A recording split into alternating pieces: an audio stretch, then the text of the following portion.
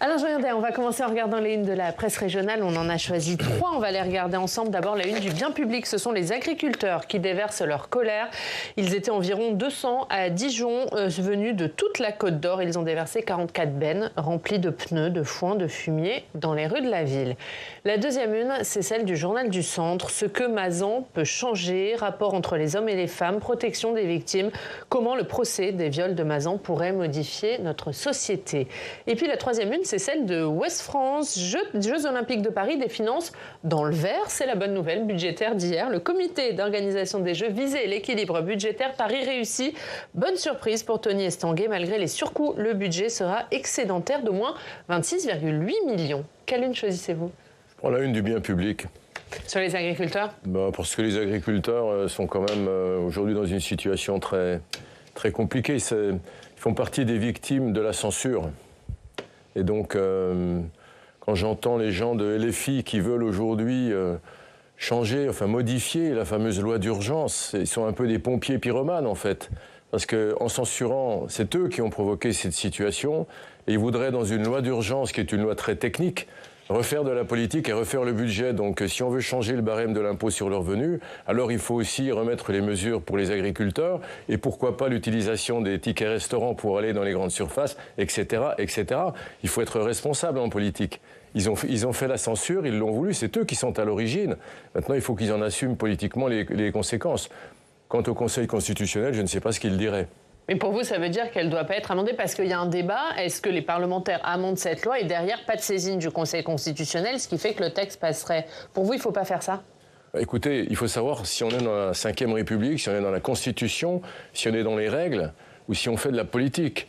Donc, est-ce qu'on peut aller jusqu'à amender un texte? Le Conseil d'État, j'ai une note sous les yeux, le Conseil d'État était clair sur ce sujet. Donc, si on amende, si c'est voté, si on demande au Conseil constitutionnel de ne rien dire, je crains que plus personne ne comprenne dans quelle situation nous sommes. Et il ne faut pas jouer trop, quand même, je pense, avec les règles. Non, il faut qu'on ait un gouvernement rapidement qui puisse remettre une loi de finances à une vraie, qu'on puisse en parler au Parlement et que ce que l'on aura voté repose sur une solidité constitutionnelle. Et vous dites que ceux qui ont voté la censure doivent l'assumer quant aux conséquences sur la vie quotidienne des Français? Mais bien sûr, c'est ça, quand même, la vie politique. On peut pas, il faut avoir du courage. Si on vote la censure, on a des conséquences à la censure, il faut les assumer. Ce sont des pompiers pyromanes. Emmanuel Macron devrait nommer un Premier ministre ce soir à son retour de Pologne. Est-ce que vous soutiendrez ce Premier ministre, même si ce n'est pas un Premier ministre à l'air? Alors chacun dit la sienne sur le Premier ministre, donc je vais pas jouer à je suis pour, je suis contre, un tel ou un tel. Bon, moi je pense qu'à partir du moment où le président de la République, je rappelle, c'est quand même lui qui est le responsable pour nommer le Premier ministre. J'entends les socialistes qui disent on ne veut pas d'un Premier ministre s'il n'est pas de gauche. Mais eux aussi ont voté la censure. Donc ils votent la censure, ils censurent M. Barnier, qui au passage était quelqu'un de remarquable. Et maintenant, ils vont donner des conditions au chef de l'État. Donc moi, j'ai une autre limite, peut-être originale, allez-vous me dire, mais moi je pense qu'un Premier ministre républicain qui a de l'expérience, parce qu'il faut quelqu'un d'expérience en ces moments-là, s'il s'engage à garder Bruno Retailleau au ministère de l'Intérieur, alors je pense qu'il faut y aller. Voilà. Si le Premier ministre rebat complètement les cartes et qu'il compose un gouvernement nouveau, complètement nouveau, venu d'ailleurs, et qui va à nouveau devoir attendre plusieurs semaines pour être efficace. Ouais. Donc pour vous, le curseur, c'est pas la couleur politique du Premier ministre, c'est la présence ou non de Bruno Retailleau? Non, vous savez, moi j'ai eu une position, je vous l'ai dit ici depuis très longtemps. Moi je souhaitais qu'on ait une grande coalition. J'aurais préféré que chacun fasse un pas vers l'autre et qu'on ait une grande coalition qui nous permette d'avoir une majorité absolue pour pouvoir travailler jusqu'à la prochaine élection présidentielle. Je l'avais demandé après l'élection de M. Macron pour son deuxième mandat. On avait la possibilité de le faire et on aurait eu une majorité absolue et on n'aurait pas eu de dissolution et la France serait quand même beaucoup plus stable. Alors je comprends que la droite dise « je ne veux pas de la gauche » et la gauche dit « je ne veux pas de la droite », mais dans la situation actuelle, dans la situation dans laquelle nous sommes, et la situation internationale, est-ce que le temps n'est pas venu de faire un gouvernement d'union nationale? Et ça, je regrette beaucoup qu'on n'y arrive pas. Mais dans l'attente, si vous me demandez quelles sont mes conditions, très personnelles, ça n'engage pas mon mouvement. Moi, je dis que si le Premier ministre, si c'est un républicain, et qu'il confirme, Bruno Retailleau, qui a quand même été en l'espace de 2 mois l'interprète de ce qu'est notre famille politique, de ce qu'elle peut apporter en très peu de temps. Vous avez vu que sur l'immigration, sur le narcotrafic, on a bien vu que les Français adhéraient massivement à ces propositions. Donc je pense que c'est ça pour nous. On a une avancée, conservons cette avancée pour la France. Mais vous dites que c'était un gouvernement d'union nationale, c'est ce qu'a tenté de faire Emmanuel Macron, sauf qu'hier, Maud Bréjon, on l'a entendu dans le journal, la porte-parole du gouvernement, et dit pour le moment, il n'y a pas d'élargissement du socle commun au-delà de ce qu'il était dans le gouvernement Barnier. Est-ce que pour vous, c'est un échec ? C'est un échec pour les formations politiques et pour notre pays, parce que je pense qu'à un moment donné, il faut essayer de s'entendre. On aurait peut-être pu, sur 3 ou 4 points essentiels, comme la sécurité, comme le pouvoir d'achat, comme la politique étrangère, se mettre d'accord sur ces fondamentaux et essayer de travailler tous ensemble pendant 2 ans et demi. Voilà, le temps que nous arrivions vers une élection présidentielle. La Constitution est comme elle est. Mais hélas, elle a aussi des failles. Je pense que sur la question de la dissolution, si un jour on revoit la Constitution, il faudrait peut-être prévoir que la dissolution ne peut pas se faire avant 1 an, mais qu'on imagine éventuellement une censure et qu'en cas de censure, on puisse redissoudre assez rapidement derrière. Ça, c'est une situation un peu historique qui n'a pas été prévue, puisque lors de la dernière censure, qui date maintenant de 40 ans, elle n'est pas intervenue tout de suite après une dissolution. Donc, vous voyez, ce sont des... Quand on est dans une situation exceptionnelle, comme celle dans laquelle nous sommes, je pense que les familles politiques doivent aussi réagir de façon exceptionnelle. D'ailleurs, les Français, on voit les derniers sondages, les Français ne nous suivent pas. Donc voilà, Madame Le Pen a 38% dans les sondages. Je pense que c'est voilà. Et elle grimpe, c'est-à-dire que dans les sondages, les Français ne lui font pas payer la censure. Est-ce que du coup, Emmanuel Macron a raison d'exclure le RN de ces discussions ? Alors ça, je ne pense pas, voyez-vous. Je pense que si on est dans l'optique... Si on est dans l'optique d'une grande coalition, je pense qu'il ne faut pas commencer à couper l'omelette des 2 bouts. Je pense qu'il vaut mieux mettre tout le monde autour de la table. Et puis alors, restent ceux qui restent et s'en vont ceux qui s'en vont. Mais au moins, dès le début, on ne commence pas à calibrer les choses comme ça et en disant, voilà, d'un côté j'enlève, de l'autre côté j'enlève. Les Français sont des Français, les députés sont des députés. Si le RN n'est pas républicain, à ce moment-là, il ne faut pas qu'il puisse se présenter aux élections. Il ne faut pas qu'il puisse venir sur les plateaux de télévision. Donc, vous voyez, plus personne ne comprend tellement toutes ces décisions qui, au fond, renient les institutions chaque jour de la Ve République, auxquelles je suis très attaché, même si elle a des manques. Mais je pense qu'il faut que vraiment on se recadre, on revienne un peu conscient des réalités et qu'on reste sur nos institutions. Est-ce que pour trouver l'union nationale à laquelle vous appelez, il faut accepter d'abandonner certains de vos marqueurs qui divisent, à commencer par la loi immigration ? Non, parce que je pense que ce sont des sujets sur lesquels tout le monde peut être d'accord, y compris le Parti socialiste. On a bien entendu c'est pas là-dessus que l'on est divisé, hélas. Je pense qu'il y a un certain nombre d'autres sujets très politiciens et l'approche, pourtant c'est encore loin, l'approche de 2027, où chacun pose un peu ses pions. Et donc ça, mais y compris Laurent Wauquiez, est-ce que aussi chez les LR, il y a un peu une guerre d'ego ? Écoutez, Laurent Wauquiez a bien du mérite parce qu'il préside un groupe dans une situation particulièrement compliquée. Donc vous savez, c'est pareil, on est dans des discussions. Donc quand on aura un Premier ministre, que l'on saura ce qu'il veut faire et à qui il propose de travailler à ses côtés, je pense que les positions des uns et des autres vont s'affiner. En tout cas, moi, je souhaite que, voilà, ce que je vous ai dit tout à l'heure, si on a un Premier ministre républicain et qu'on nous dit que ce que notre famille politique a apporté, pas pour nous, mais pour notre pays, que tout ça puisse être quand même conservé, qu'il n'y ait pas un trait de plume comme ça qui soit tiré, je pense qu'il faut continuer à participer au redressement de notre pays. Est-ce qu'Emmanuel Macron doit continuer à diriger ces discussions ou est-ce qu'il doit se mettre en retrait et laisser faire les parlementaires et les chefs de parti ? Je crois que ce serait pas mal que le président de la République tire les conséquences de la situation, qui nomme un Premier ministre, qui laisse le Premier ministre s'organiser, essayer d'élargir le socle commun. Je ne suis pas sûr qu'en ce moment, le président de la République soit la meilleure personne pour élargir le socle commun. Il y a l'article 20 de la Constitution qui est là, qui dit que le président préside, et le Premier ministre gouverne.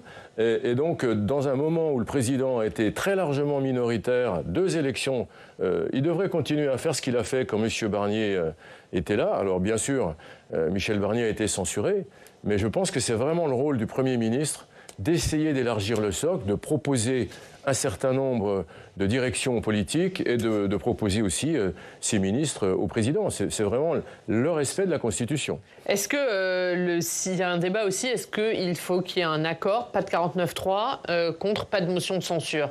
Est-ce que pour vous, ça vous paraît la bonne voie à suivre? Bah écoutez, c'est un palliatif verbal à nos institutions. Donc j'ai cru comprendre que Mme Le Pen avait dit au départ qu'elle serait bienveillante avec M. Barnier, qu'elle n'avait pas de raison de le censurer. Moi-même, je pensais qu'on irait beaucoup plus loin et qu'on ne serait pas censuré aussi vite. Donc, vous voyez, c'est quand même quelque chose qui reste très fragile. Alors, pourquoi pas? Si les gens tiennent parole, pourquoi pas? Mais je reste dubitatif. On va parler de l'actualité dans votre région. On va à Montbéliard, où on retrouve Sébastien Michaud. Bonjour Sébastien, merci beaucoup d'être avec nous, chef d'édition à l'Est républicain à Montbéliard. Sébastien, on va revenir avec vous sur les difficultés que connaît l'industrie automobile. Oui, tout à fait. Bonjour à tous. Bonjour, monsieur le sénateur. Effectivement, vous êtes originaire d'une région marquée du sceau de l'automobile, hein, jadis la région la plus industrialisée de France, mais ça c'était avant 2013. Aujourd'hui, tout est remis en cause, notamment avec la révolution électrique, et la question, c'est de savoir, pour vous, effectivement, l'avenir de l'industrie automobile passe-t-il par l'électrique? Sera-t-il électrique ou ne sera-t-il pas? Alors, sur l'industrie... D'abord, bonjour Sébastien Michaud, très heureux de vous retrouver ce matin par l'intermédiaire de Public Sénat. Nous nous connaissons bien et depuis longtemps. Vous connaissez bien aussi la Haute-Saône, n'est-ce pas? Nous, pour prendre un exemple, pour répondre à votre question par un exemple, j'ai été maire de cette belle ville de Vesoul pendant 17 ans. Nous avons presque 3000 salariés Peugeot au cœur d'une ville de 15 000, 16 000 habitants. Dans un véhicule électrique, il y a 10 fois moins de pièces détachées que dans un véhicule thermique. Notre métier à Vesoul, ce sont les pièces détachées. Imaginez ce qui peut se passer dans 10 ans, dans 15 ans, parce qu'avec l'automobile, il y a toujours un délai, mais c'est dramatique. Je pense que l'Europe est complètement naïve d'accepter de telles conditions pour son industrie. Écoutez, on a vu ce qui s'est passé dans le textile, on a vu ce qui s'est passé dans la métallurgie. Est-ce qu'on veut faire la même chose avec l'automobile? Donc je pense qu'il est urgent que la France pèse beaucoup plus à Bruxelles. Je reviens un instant sur la politique. Est-ce qu'avec tous ces enjeux absolument énormes pour notre pays, pour les Françaises et les Français, pour notre emploi, on reviendra tout à l'heure sur l'actualité internationale. Bon, est-ce que dans un moment comme ça, justement, on ne devrait pas se consacrer à remonter au créneau au niveau européen pour obtenir des délais, au minimum des délais supplémentaires pour que le couperet ne tombe pas maintenant? Ce sont les Chinois qui vont sourire et ils vont nous faire avec l'automobile ce qu'ils nous ont fait avec un certain nombre d'autres pans de notre industrie. Il n'y a pas de pays fort sans industrie. L'industrie automobile, c'est quelque chose de très important. Et vous avez raison, Sébastien Michaud, pour une région comme la nôtre, en Franche-Comté, si l'automobile vient à s'écrouler, c'est tout qui s'écroule. Comme d'autres régions ont vu un écroulement total avec la disparition de l'industrie textile. C'est ça qui nous guette. Et j'ai la seule solution pour l'instant, c'est une petite solution, mais la seule solution que je vois, c'est qu'on obtienne de l'Europe que ces délais qui sont beaucoup trop courts sur le plan industriel. Un de mes amis qui est concessionnaire important Peugeot, Citroën et d'autres marques maintenant, Stellantis disons, hein, sur justement toute cette aire urbaine Belfort-Montbéliard, est particulièrement inquiet pour lui et ses salariés et souhaite de tout cœur que ces délais soient reportés. Sébastien. Oui, donc vous plaidez pour un assouplissement des normes en matière d'émissions de CO2. Je plaide pour un assouplissement général. Je pense qu'il n'y a aucune raison que l'Europe et que la France soient le super meilleur élève du monde entier au prix de notre industrie, au prix de nos emplois et au prix de notre développement. Donc c'est pas possible. Je pense que, évidemment, qu'il y a le changement climatique. Bon, Encore que tout le monde n'est pas d'accord là-dessus. Je ne suis pas un climato-sceptique. Hein. Voilà, je suis dans la terre aussi, moi. Je vois bien aussi le changement du climat. Je vois bien le dérèglement climatique. Vous savez, un modeste viticulteur comprend ça, ou agriculteur comprend ça. Mais pour autant, on ne peut pas se mettre des boulets aux pieds, s'auto-flageller, se faire harakiri, si je puis dire, au profit des Chinois. On ne sait même pas aujourd'hui stocker l'électricité. Je discutais encore récemment avec un taxi qui a une voiture électrique. Il m'a dit, tant que je suis à Paris, c'est bien. Quand je vais voir ma famille à Clermont-Ferrand, je suis obligé de m'arrêter 3 fois. Si c'était à refaire, je n'achèterais pas cette voiture. Donc je pense qu'il faut qu'il y ait quelqu'un qui tape du poing sur la table et qu'on ne regarde pas comme ça le délitement de notre industrie automobile. Pas que pour notre région, Sébastien Michaud. Mais je pense que c'est vraiment un dossier d'intérêt général pour notre pays. Regardons notre facture sur le commerce extérieur. On a un déficit abyssal. Alors je comprends que les Allemands soient moins pressés que nous de voir les règles se modifier, parce que chacun n'a pas les mêmes produits à vendre sur le marché mondial. Mais l'élection de M. Trump va encore en rajouter une louche, parce que vous avez écouté M. Trump. Lui, il va pas se laisser faire. Merci Sébastien Michaud, merci beaucoup d'avoir été avec nous. Bonne journée Monsieur Michaud et bonne conférence de rédaction. Bonne journée, merci. On regarde les deux unes de l'Est républicain, celle de Montbéliard, la vôtre Sébastien, Sochaux, Collège Mort pour soutenir leurs collègues, et puis on regarde celle d'Alain Joyandet, la une de Vesoul, les sapins à vie d'un ébéniste. Tout autre sujet. Merci beaucoup Sébastien Michaud. Vous le disiez, on va passer à l'actualité internationale. Alain Joyandet, vous êtes membre de la Commission des Affaires étrangères ici au Sénat. On va parler de la situation en Syrie après la chute de Bachar el-Assad et de ses conséquences possibles en France. On voit ça avec Samia Dechir.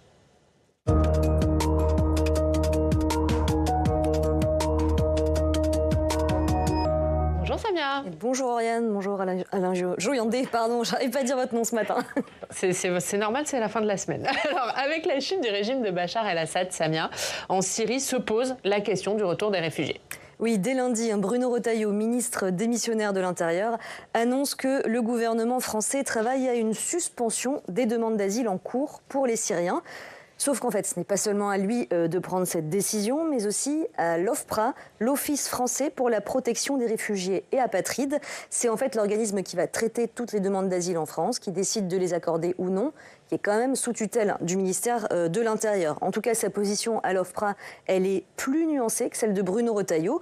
Dans un communiqué publié lundi soir, l'OFPRA indique, je cite, « suivre attentivement la situation en Syrie et que cela peut conduire à suspendre provisoirement la prise de décision sur certaines demandes d'asile émanant de ressortissants syriens en fonction des motifs invoqués. » Concrètement, ça représente combien de personnes ?